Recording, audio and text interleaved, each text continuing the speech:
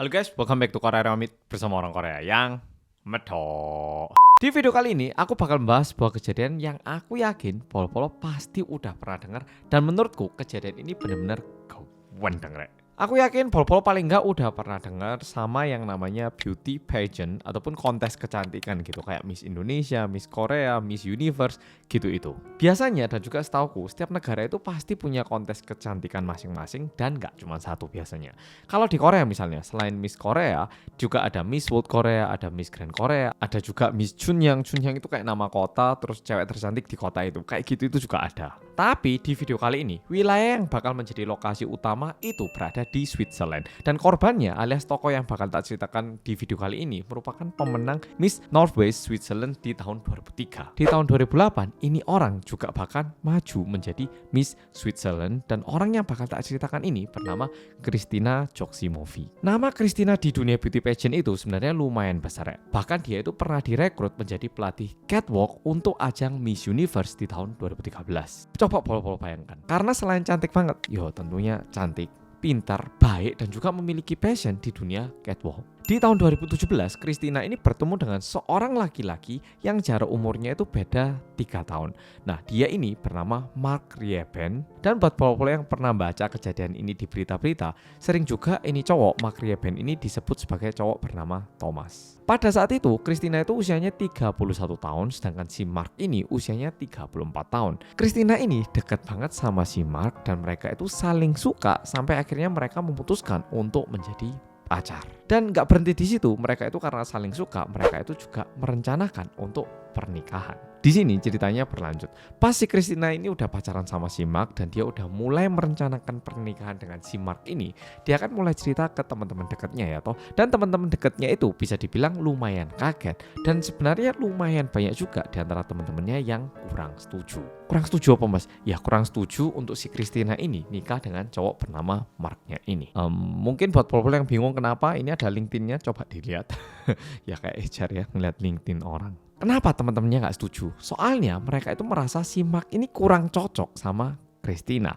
Mark itu orangnya terlalu tertutup, terus terkesan sangat kritis. Jadi kayak misalnya mereka lagi kumpul-kumpul gitu ya, terus pengen bahas yang ringan-ringan. Si Mark ini bawaannya itu berat-berat banget. Gak cuman pembahasannya yang berat, tapi cara dia membawa pembicaraannya itu serius banget. Jadi kalau orang-orang udah kumpul yang awalnya itu kayak asik, guyonan, ngomong-ngomong have fun gitu, jadinya itu serius banget, berat. Jadi kayak merusak pesta gitu. Dan bahkan Mark ini juga lumayan dinilai sombong ternyata. Apalagi waktu dia membicarakan soal dirinya sendiri. By the way, Mark ini bekerja sebagai konsultan bisnis. Ya emang kaya sih. Kalau kayaknya emang iya, nggak bohong. Iya. Tapi meskipun temennya bilang kayak gitu, Kristina itu nggak terlalu peduli karena mungkin dia udah cinta, udah suka gitu ya. Jadi dia itu tetap memutuskan untuk menikah sama si Mark di tahun yang sama di bulan Agustus. Dan dari hasil pernikahan mereka berdua, mereka itu dikaruniai 2 orang anak perempuan. Dan yang pertama itu lahir di tahun 2020, sedangkan yang kedua itu lahir di tahun 2021. Tentunya Kristina dan Mark ini kelihatannya hidupnya itu udah lengkap banget dan bahagia banget kelihatannya. Apalagi di Instagramnya Kristina, dia tuh sering upload kebersamaannya dengan keluarganya. Isinya itu mesti liburan berempat, terus bahagia, makan bersama di tempat yang bagus. Mesti kayak apa ya, selalu menunjukkan sisi positif dari keluarga mereka. Lihatin foto nikahannya kayak gini. By the way, aku yang ngupload foto nikahan. Ini nggak salah sih, cuman di balik postingannya di Instagram, sebenarnya setelah dia menikah, dia itu masih sering banget nongkrong sama teman-teman dekatnya. Dan di situ dia itu mulai cerita ke teman-temannya kalau sebenarnya dia itu udah mulai merasa nggak nyaman berada di pernikahan dia dengan si Mark ini. Apalagi setelah anak-anak mereka itu lahir katanya. Jadi Kristina itu merasa dia dan Mark itu jadi lebih sering bertengkar. Terus Mark juga sering merendahkan Kristina baik dalam segi verbal ataupun kayak secara langsung gitu. Kalau secara langsung contohnya kayak kamu bodoh, tapi kalau secara muter, ya kamu emang kayak gitu sih orangnya. Nah kayak gitu itu, paham tuh. Masalahnya Kristina ini kan hampir setiap ketemu sama temennya itu selalu curhat tentang Mark ya toh. Jadi teman-temannya pun selalu berusaha untuk ngasih saran ke Kristina apa yang harus dilakukan gitu. Tapi masalahnya lama-kelamaan Kristina ini bukannya malah menerima pendapat, tapi dia itu malah menjadi menutup dirinya.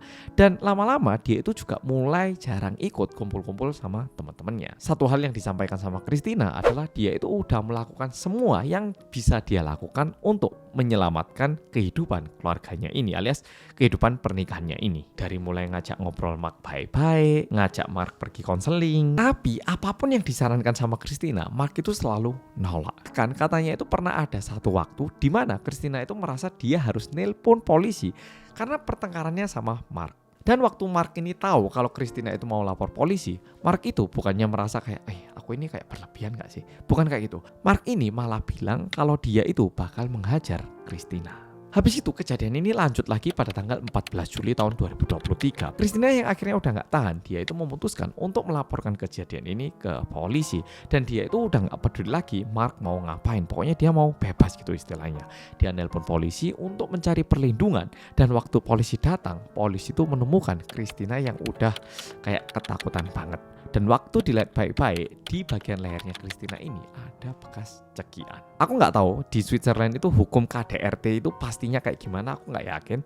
Tapi sejauh yang aku cari tahu, Mark ini nggak diproses ataupun dipenjara ataupun mendapatkan kayak hukuman yang keras karena kejadian ini. Jadi ini kayak nggak menjadi masalah besar meskipun polisi udah datang ke tempat di saat Christina itu ditemukan dalam kondisi ada bekas cekian. Setelah itu Christina ini mulai bilang ke teman-temannya kalau dia itu pengen menceraikan Mark karena dia udah benar-benar gak tahan lagi hidup bareng Mark. Teman-temannya Christina yang dari dulu udah gak setuju sama pernikahannya ini jadi sangat suportif akan keputusannya Christina yang kali ini. Tapi bersamaan dengan itu teman-temannya juga bilang kayak gini, kamu mending hati-hati loh, jangan gegabah. Keluarganya Mark itu bisa dibilang banyak loh uangnya, dia itu lumayan ada pengaruh dia. Istilahnya banyak orang kenalan dalam gitu loh. Karena buktinya waktu Christina itu mengalami KDRT dan polisi udah datang pun Mark itu tidak terkena hukuman apapun. Ya bisa jadi menggunakan pengacara yang pandai yang bisa menunjukkan bahwa Mark tidak melakukan sebuah tindak kriminal. Ya bisa jadi juga, bisa jadi.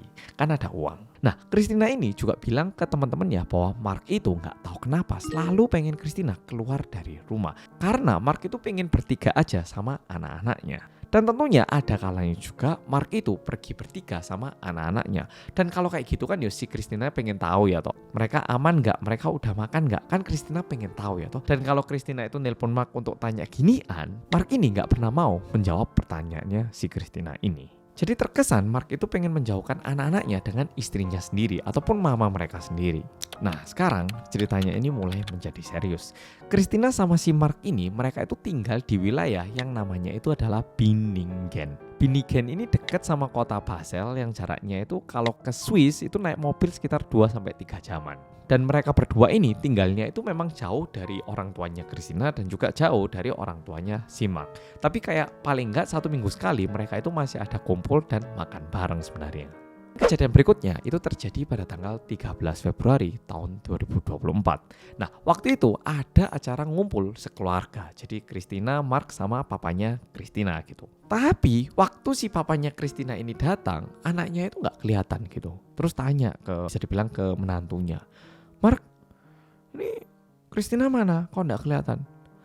Oh, tapi dia lagi ada urusan hari ini jadi nggak bisa ikut. Mendengar itu papanya Christina ya cuman kayak oh gitu. Kayak gitu. Yuk nggak ada kecurigaan sama sekali. Apalagi memang Christina ini kan merupakan seorang mentor di dunia catwalk ya toh. Jadi kadang memang di tanggal merah, hari libur, weekend dia itu masih mungkin untuk menerima kerjaan gitu. Tapi papanya Christina ini kan datang dari pagi dan tinggal sampai malam hari gitu.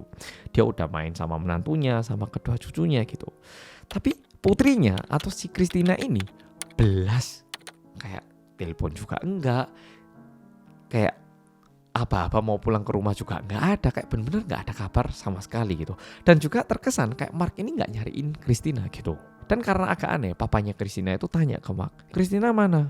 Oh itu ya urusan lah ya biasa gitu. Kayak jawabnya itu seliwuran tapi nggak jelas. Sampai akhirnya ayahnya Christina ini entah kenapa dia itu memutuskan untuk mau turun ke bawah kayak semacam ke ruang laundrynya di rumah Christina ini. Aku nggak pernah tinggal di Eropa jadi aku nggak yakin. Tapi katanya rumah-rumah di Eropa dan juga beberapa rumah di Amerika itu lumayan umum untuk punya satu kamar kayak laundry room. Dan lumayan umum juga untuk ini kamar itu lokasinya di ruang basement di bawah tanah gitu. Kalau misalnya Pol pernah nonton Home Alone, di situ kan ada laundry room tuh, yo agak kayak gitu. Nah di rumahnya Christina ini juga ada laundry room. Tapi laundry roomnya itu nggak sebatas kayak kamar kayaknya ya, pintunya itu kayak gini. Nah tadi kan aku udah bilang papanya mau ke ruang laundry ya toh. Nah sebelum ayahnya Christina ini masuk ke ruang laundry room ini, dia itu melihat sebuah kantong plastik warna hitam. Nah terus itu kayak ada helaian rambut berwarna pirang gitu, dan rambutnya itu kebetulan kayak mencuat keluar dari kantong plastiknya ini. Karena kayak agak aneh, papanya Christina ini memutuskan untuk membuka kantong plastiknya itu. Nah setelah dibuka pelan-pelan, papanya itu kayak benar-benar beku, dan setelah melihat dengan baik-baik, papanya itu kaget banget karena kepala anak putrinya itu ada di dalam kantong plastik itu. Melihat itu papanya Christina itu kaget banget, dan dia itu langsung mulai teriak-teriak minta tolong ke tetangga-tangga rumahnya untuk memanggil polisi. Mark yang ada di rumah itu tentunya dia kaget banget karena dia itu nggak ngira mertuanya bakal nemuin kantong plastik hitam itu. Dan nggak lama setelah itu polisi datang dan Mark ini langsung dibawa ke kantor polisi untuk dimintai keterangan. Tentunya polisi nggak cuma bawa Mark, tapi papanya Christina juga untuk diminta kesaksian. Sedangkan kantong plastik hitam yang ditemukan ini juga dibawa dan dikirimkan ke tim forensik untuk diotopsi, diperiksa lebih lanjut gitu. Setelah dibawa ke kantor polisi, si Mark itu ditanyain sama polisi, "Kamu ya tak ngebunuh istri kamu sendiri?" Tahu gitu tadi tak suruh pulang. Seharian sih di rumah, malah ketahuan. Tentunya polisi yang mendengarkan jawaban itu jadi curiga kalau Mark ini adalah pelakunya. Karena dari sudut pandang polisi, apa yang diketahui oleh Mark itu yang menjadi bagian dari investigasi atau. Tapi mendengar jawaban ini, terkesan kayak Mark itu mengaku bahwa dirinya adalah pelaku dari kejadian yang tragis ini. Dan setelah ditinjau lebih lanjut, ternyata polisi juga berhasil menemukan bagian-bagian tubuh Christina di dalam rumah itu. Dan yang paling mengagetkan adalah ada juga bagian tubuhnya si Christina yang di blender dengan beberapa bahan kimia sampai benar-benar udah jadi kayak bubur. Berdasarkan hasil otopsi, Christina ini diperkirakan menderita trauma benda tumpul alias dipukul pakai benda tumpul, dan juga ditemukan cukup banyak luka-luka termasuk di pipi, di bawah alis, dan juga ditemukan luka memar di tungkai bawah kanan, telapak kaki, tulang belikat, dan juga belakang kepala. Nggak selesai di situ, sendi pinggul Christina ini terkilir, sedangkan lengan atas kiri, lengan bawah, dan juga tungkai bawah kanannya itu terpisah. Tulang belakangnya patah, tubuhnya terbelah menjadi dua di atas panggul. Sedangkan rahimnya itu diangkat dan dipotong. Bayangkan, sama suaminya. Sehingga ahli forensik yang melihat ini, mereka itu menyimpulkan bahwa Mark itu menggunakan gergaji ukur, pisau, gunting taman, dan ini digunakan untuk memutilasi Christina dan memasukkan beberapa bagian tubuhnya ke dalam blender industri dan memasukkan larutan kimia dengan niatan menghilangkan jejak. Jadi benar-benar melakukan pembunuhan dan berusaha untuk menutupi jejaknya. Berdasarkan kepolisian, dari jawabannya Mark itu terkesan kayak dia itu nggak ada rasa penyesalan sama sekali, dan malah bilang dia itu menghabisi Christina karena dia itu mau melakukan self defense, ataupun saya itu bukannya mau membunuh, tapi saya itu melindungi diri saya sendiri sehingga saya blender. Kok iso ngono lho. Jadi kalau berdasarkan si Mark, Christina itu nyerang dulu pakai pisau katanya. Pernyataan ini juga disampaikan oleh si Mark di sidang sebenarnya. Tapi untungnya jaksa dan juga hakim di sana nggak menerima pendapat ini. Karena ada beberapa negara yang jaksa dan hakimnya itu menerima alasan kayak gini. Aku nggak bilang negara mana lu ya, saya nggak bilang negara mana. Bisa jadi negara sini, bisa jadi negara nggak tahu di mana. Sini yang saya maksud Korea. Jadi sebenarnya hakim dan jaksa itu tidak menerima opini ini karena badannya Christina ini kan di blender menggunakan bahan-bahan kimia juga ya toh. Jadi terkesan dia ini bukan membunuh dari asas melindungi diri sendiri, tapi terkesan dia itu udah merencanakan aksi pembunuhan ini. Selain itu, berdasarkan hasil forensik digital terhadap HP-nya si Mark ini, ditemukan juga bahwa di waktu dia lagi motong-motong tubuhnya Christina itu, si Mark ini motong-motong tubuhnya Christina sambil nonton video YouTube. Jadi bener-bener kayak kita lagi cuci piring sambil nonton YouTube, kayak gitu. Jadi dilihat dari sudut pandang yang gimana pun, ini nggak mungkin self defense gitu. Dan pas di persidangan itu kan teman-teman dekatnya Christina juga dipanggil sebagai saksi ya toh. Semua teman-temannya itu nggak ada yang ngira kalau si Mark itu adalah pembunuh yang juga memutilasi Christina. Dan teman-teman dekatnya Christina itu bilang kalau Mark adalah orang yang sangat manipulatif. Dan menurutku ini nggak salah karena orang-orang yang kerja bareng sama Mark ataupun orang yang kerja di kantor yang sama dengan Mark, mereka semua itu bilang kalau Mark itu sangat baik dan juga terkesan sebagai seseorang yang sangat mencintai istri dan juga anak-anaknya. Padahal Mark adalah seseorang yang gak cuma membunuh tapi juga memutilasi dan juga memblender istrinya sendiri. Dan yang lebih menarik lagi, di sidang itu mantan pacarnya Mark itu juga dihadirkan dan dia bersaksi, ya mantan pacarnya itu bersaksi bahwa di tahun 2016 di saat dia ini masih pacaran sama si Mark, mereka itu pernah berantem, lebih tepatnya di bulan April tahun 2016, dan si Mark ini melindas kaki mantan pacarnya menggunakan mobil dan sering mengancam bahwa dia bakal melempar mantan pacarnya keluar dari mobil pas mereka lagi berantem. Dan tentunya dia itu juga pernah kayak ngerem sangat mendadak biar kepalanya ini kebentok dashboard. Ini gak mengagetkan sih ya, karena dari pembunuhannya aja dia merupakan orang yang agak gila. Dan mantan pacarnya ini juga bilang kalau Mark itu punya sebuah kebiasaan. Jadi setiap kali dia berantem, dia ini selalu kehilangan kendali dan berakhir dengan memukul ataupun mencekik. Dan yang dicekik siapa? Pasangannya. Dan dikarenakan itu mantan pacarnya juga putus sama si Mark. Jadi kalau berdasarkan kesaksian mantan pacarnya, terkesan apa yang terjadi pada mantan pacarnya ini juga kemungkinan besar terjadi kepada Christina. Paling enggak lebih dari itu. Dan dari hasil persidangan yang diadakan di bulan Februari, Mark ini sebenarnya bakal divonis hukuman maksimal 20 tahun penjara oleh hakim. Tapi di bulan September ini, Mark mengajukan banding dengan hasil laporan yang menunjukkan bahwa dia menderita gangguan jiwa sehingga dapat menghabisi seseorang secara brutal. Ini bukan karena saya mau membunuh, tapi saya memiliki gangguan mental. Kayak gitu. Dari pengajuan banding ini, berita soal Christina itu jadi naik turun gini. Untungnya si hakim ini menolak banding dari si Mark. Dan tetap bersikeras mau menghukum si Mark sesuai dengan hukuman yang berlalu tanpa mempertimbangkan gangguan jiwa lah ataupun apa yang diderita oleh si Mark ini. Tapi di luar si Christina ini ada juga dua orang yang gak kalah kasihan ataupun cukup mengkhawatirkan, yaitu anak-anaknya Christina dan si Mark ini, karena hingga saat ini mereka itu masih dirawat di psikolog anak. Dan jujur di saat anak-anaknya ini pergi ke acara pemakaman ibunya, mereka itu nggak tahu kenapa mereka ke sana dan apa yang terjadi pada ibunya. Mereka cuma ngira kayak, oh mamaku lagi tidur di bawah tanah ya. Tapi untungnya ahli psikolog itu menjelaskan kepada kedua anaknya bahwa mamamu itu memang tidur istirahat tapi gak bakal bangun kembali karena tidurnya itu bakal panjang banget. Dan ini adalah batu yang dihias oleh anak-anaknya Christina, dan kalau dibaca baik-baik ada tulisannya Mama we love you.